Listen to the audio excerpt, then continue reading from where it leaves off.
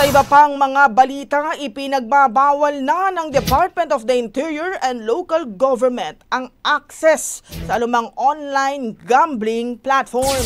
Sa ilalim ng DILG Memorandum Circular 2025-082, sakop ng ban ang lahat ng mga tauhan ng kagawaran, mga attached agencies at pati na rin ang mga empleyado ng mga lokal na pamahalaan. Ibig sabihin, bawal na ang online gambling sa lahat ng mga elected and appointed officials sa provincial, city, municipal o barangay level. Kabilang naman sa mga attached agencies ng DILG ay ang PNP, BFP, BJMP, National Youth Commission, Philippine Commission on Women, National Commission on Muslim Filipinos, Philippine Public Safety College at National Police Commission.